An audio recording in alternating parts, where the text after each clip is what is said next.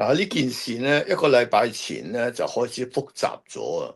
原本咧就美國就同伊朗就經過中間啲人傾，後嚟咧就波斯灣嗰幾個國家咧，沙地阿拉伯啊、阿聯酋啊、卡達啊，其他國家咧就加埋嚟，一加埋嚟咧就複雜啦，變咗咧阿川唔俾面佢哋又唔得喎。咁呢班人咧就懶，即係懶熱心咁樣啦，就話我幫你哋傾掂啦，我哋係自我哋同伊朗起碼係都係清真教啊，即係伊朗唔係阿拉伯人嚟嘅，呢班就阿拉伯人嚟嘅，咁咧就起碼都係大家一個宗教啊，係咪？即係都係回教啊，咁啊可以傾得掂。但係伊朗同呢班人比較咧，伊朗係一個好有歷史嘅國家嚟嘅喎，即係仲差唔多同我哋中國咁老啊。嗰啲人咧就好鬼蠱惑嘅，同埋咧即係反而嗰班阿拉伯人咧就係遊牧民族嚟嘅，即係差唔多中國人同蒙古人之比咁上下啦。咁咧變咗咧，伊朗咧咗阿川好多次啦，係咪？次次話又得，到時又變，起碼五六次啊個版本啊，又話個和解嘅版本嚟咗五六次，咁啊講咗嘢唔算數。咁而家咧變咗呢班友上到去咧，阿川又唔可以唔聽佢哋話喎，因為呢班人咧投資咗幾萬億喺美國喎。即係阿 Trump 咪上任第二屆上任嗰陣時，咪嚟中東嗰陣時問咗佢班友嚟投資咗幾萬億，咁阿 Trump 咧又要俾面佢哋，佢哋又係當地人，將來咧要靠佢哋維持成個中東嘅和平啊嘛，咁佢咪變咗冇辦法，又唔即係佢哋見到咧，佢哋鬼咁熱心喎，點知傾完咧，我話俾你聽，又係俾伊朗呃。連佢嗰班人啊，差唔多好8個國家，加埋科威特啊咩幾個澳嘅咩曼啊，嗰個叫咩歐馬叫咩？中文叫咩？亞曼啊，加埋嗰幾個國家咧，8個國家咧，實際咧又係俾伊朗又呃一次。咁但係咧嗰班人咧就話：我哋我已經起咗個稿啦，係起咗個備忘錄啦，就俾阿 Trump 就唔好意思話拒絕咗佢，因為如果拒絕咗佢咧就好唔俾面嘅。嗰班人我話俾你聽，嗰班人咧即係嗰班人有錢有到不得了，有啲國王啊呢樣嗰樣嘅，即係好鬼要面嘅。咁所以阿 Trump 又唔阿 Trump 即係話我聽下，咁咧變咗咧而家就係咁嘅形勢。呢次咧，阿 Trump 嘅談判啦，阿 Trump 嘅女婿同埋嗰個叫做咩啊，Steve 咩嘢？佢嗰個談判高手啊，Steve Witkoff 啊，佢哋冇去到喎。係呢次係嗰8個國家裏邊，差唔多有4個係主力啦，係佢哋傾翻嚟嘅喎。咁所以咧就阿 Trump 又唔好意思推喎，即係呢個係一個好尷尬嘅情況嚟嘅。但係外界咧就好鬼肉緊，即係好多人咧就美國有好多好肉緊，好多人話即係外界就希望阿 Trump 今次咪了結咗呢個政權啦，伊朗嘅政權。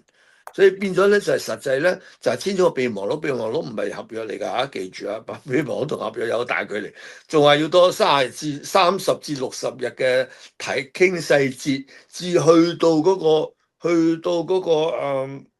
合約協議嗰個階段，中間啊話俾你發生嘅嘢多到你冇話想象㗎啦。呢班有專失信嘅，所以我睇法咧就係、情況咧。唔係絕望，亦唔係，但係咧變咗阿 Trump 咧就拖喺度，咁而家話咧就暫時跟住呢個 MO 呢個備忘錄嚟做啦，係嘛？因為到阿 Trump 都想點樣咧？想利用呢次機會咧放晒裏邊嗰1000幾條船啊！而家波斯灣裏邊啊，即係佢因為大家封鎖嘛，兩度封鎖嘅情況之下咧。就有成1500架嘅船咧喺裏邊，加埋好多石油喺裏邊喎，運唔出嚟。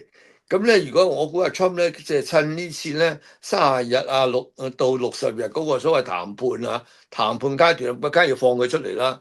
咁放咗出嚟咧，對成個形勢咧就係一個舒緩啦，即係對個石油嗰個短缺係一個舒緩一下嘢。但係咧當然咧。嗰個問題咧，就俾伊朗一個唞氣嘅時候。咁伊朗啲人好犀利㗎，佢一見到咧，嗱，過去嗰6個禮拜停咗火啊嘛，又彈嚟彈去咧，就伊朗已經做咗好多嘢咧，就恢復翻佢啲無人機啊，恢復翻佢啲導彈啲咁嘅嘢。咁呢個係有利有弊。個利咧就係放翻啲船出嚟，放翻啲石油出嚟，等啲油價可以落翻嚟。但係同埋嗰個即係其他啲國家都可以鬆一口氣啦，因為嗰啲船運喺裏邊好慘嘅。咁咧，但係咧，你同樣咧又放鬆咗俾伊朗，咁伊朗咧又俾佢多啲準備，咁變咗咧下一輪咧卒之就係呢單係冇未完嘅，有排都未完嘅。咁啊，下一輪咧就要阿 Trump 到時佢又去封鎖佢，又要去制服佢咧，呢個過程咧又會好難。但盧比奧都講喎，你講盧比奧都講啊，如果伊朗呢個唔開嗰個霍爾木茲海峽咧，美國仲有 B 計劃咯，係咪佢手上都有個準備啦？根本阿 Trump 就未，阿 Trump 咧就係想用佢嘅條件逼佢哋嗰邊接受嘅。但係呢班友咧，呢班海灣嘅國家咧就衝咗出去。就整咗個所謂備忘錄咧，就唔湯唔水嘅，裏邊有啲嘢根本就唔應該接受嘅。咁而家咧變咗咧就又好尷尬。咁咧就我睇咧就係阿 Trump 睇下點樣喺裏邊咁複雜嘅情況之下咧，點樣解決翻出嚟，走翻出嚟？可能咧佢都可能咧，只係放咗批船啦。即係個談判過程當中咧。即係談成就好難啫，談和就好容易嘅啫嘛。所以好，我覺得佢都係呢個完全呢個備忘錄啊！我睇到啲條件啦，我聽到啲條件咧，根本就唔啱啊，唔啱美國，唔啱啊 Trump。咁咧就呢個遲早都要重新傾過嘅。咁意思係話佢而家係有兩手準備或者中即係幾臨時暫時接受，橫掂咁暫時接受，大家鬆一口氣。咁當然咧有利有弊啦，係嘛？就佢暫時接受，因為佢要俾面嗰幾個國家啊嘛，嗰幾個阿拉伯國家啊嘛。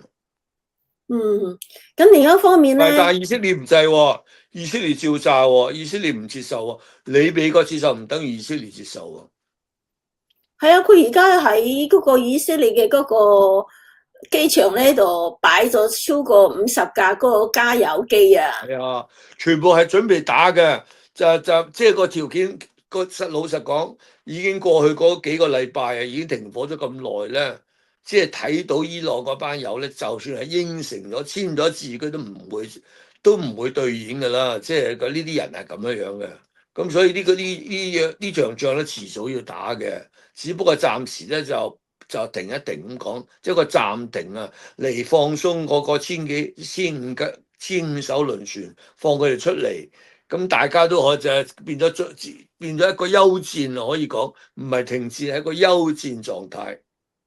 咁如果喺嗰呢度實日係咪可以維持咁長時間咧？之前都試過一次啦。唔係㗎，呢啲嘢整下又嚟㗎啦。即係聽下傾下唔掂咧，就有佢唔會退兵啊。話咗啦，而家暫時話咧30日咧，嗰啲兵咧就喺附近。佢話佢唔係話退兵喎。阿 Trump 話30日喺嗰30日喺落去附近，30日已經傾唔成，呢單嘢傾唔掂嘅。冇得傾嘅，根本大家即係爭，又話要賠償喎。你呢樣嘢阿 Trump 翻去點交卷啊？你美國人民話聽到話要賠償俾嗰啲咁嘅伊朗咁嘅國家，根本冇可能接受嘅。係咪你沙特呢啲阿聯酋呢啲國家有錢啲，佢去賠咧咁樣？唔係，佢哋咧錢就唔係多嘅，不過對佢哋嚟講只不過主題咧就佢哋嗰幾個咧實際都唔識談判嘅，嗰幾個油國家一路都係坐喺度咧就係收錢嘅啦，嗰班二世祖三世祖嚟嘅，淨係啲石油係咁地下泵出嚟喎，就係淨係識得收錢，乜都唔識嘅嗰班友，即係嗰啲但係佢又鬼咁多有錢，有辦法咧，揸住好多資本啊，即係佢控制全世界好多資本。嗯，但係呢啲官員咧都講，有啲講話呢個備忘錄咧，阿 Trump 未必會接受，可能都唔係啊，未必會接受，就算接受咗都係臨時接受噶啦。但係備忘錄咧冇乜法律嘅效應嘅，你要合約只係噶嘛。佢話要30至60日經過合約啊嘛，所以備忘錄唔等於係乜嘢嘅啫。備忘錄唔等於係承諾啊。咁另一方面咧，又有一個消息咧，就係話，因為美國咧會對伊朗嘅戰爭咧，就暫緩對台嘅軍售啦，咁樣係咪140萬億美金喎？唔係呢個兩件事嚟嘅，兩件事嚟嘅，絕對兩件事。台灣嘅軍售嘅問題咧，佢而家咧同大陸咧就好多嘢傾緊。咁啊，大陸梗係阿習近平梗係話啦，你買咁多武器俾佢，其他嗰啲嘢你乜都唔使，乜都傾唔掂。我哋裏邊唔同意嘅，因為你買緊武器俾台灣。譬如黎智英都係其中一樣啦，係嘛？咁嘅跟住原本話即係阿 Trump 又叫中國唔好供武器俾伊朗呢啲咁嘅嘢。咁習近平咧話咁大佬我唔供俾佢，咁你又供俾台灣，即係咁嘅意思，你明唔明啊？所以而家阿 Trump 諗住咧，佢啲武器咧橫掂都冇貨，有排都未交貨，交貨講緊幾年後交貨。咁佢係諗住睇下可唔可以暫時用呢樣嘢嚟同中共咧有個臨時可以交換啲條件。咁咧，但係乜個個見到佢咁樣做，咪梗係鬧鬼佢咧？尤其是台灣嗰啲嘢，台灣好多人咧就話出賣咗台灣啊嘛。好多嘅有啲嘢講，不過我冇呢個冇啲唔會有啲咁嘅事。但係佢阿 Trump 咧就即係你講真嘢，都係攞啲嘢嚟交換嘅。佢仲未講出交換乜嘢喎？即係我暫時停，我暫時冇話冇應承唔買，即係呢批嘢就同佢唔知唔批准呢批嘢未得閒批准嘅。台灣嗰批嘢阿 Trump 未批准啊，即係國會批准咗，阿 Trump 未批准。嗰個咩係咪幾多錢啊？140億啊嘛，140幾億。咁咧，阿 Trump 未批准，咁阿 Trump 咧就話咧，即係基本上嘅意思咧，佢喺度考慮緊同中共有咩交換條件，咁啊暫時唔批住。橫掂嗰批嘢咧，交貨都講緊成3-4年之後冇貨交，而家美國根本自己都唔夠用。上次炸伊朗用咗好多，你睇成個所有海軍百幾架輪船，要炸百幾架輪船，跟住炸咗佢所有成個空軍，講緊幾百架飛機嘅，成千架飛機，你話佢用咗幾多彈藥啊？用晒嗰啲火箭乜嘢嗰啲，用得好盡啊！所以佢而家手度嗰啲嘢咧，而家真係嗰啲喺度供給嗰啲喺度補給緊啊！但另一方面咧，佢今次好似係算係停火啦，咁樣係咪可以緩和而家嘅油價咧？包括美國嗰度，肯定得。如果佢而家個條件咧，個備忘錄裏邊話咧，第一就係要開放翻個霍爾莫斯海峽啊嘛。一開放翻咧，嗰班船啊，而家啲船裏邊都裝晒啲油嘅喎，喺裏邊一使出嚟咧，嗰度已經鬆咗好多啦嘛，油價即刻跌翻落嚟，跌20-30蚊嘅。咁咧，然後咧。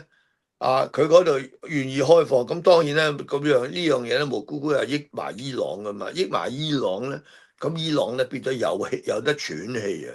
原本俾美國打到咧氣都喘唔到。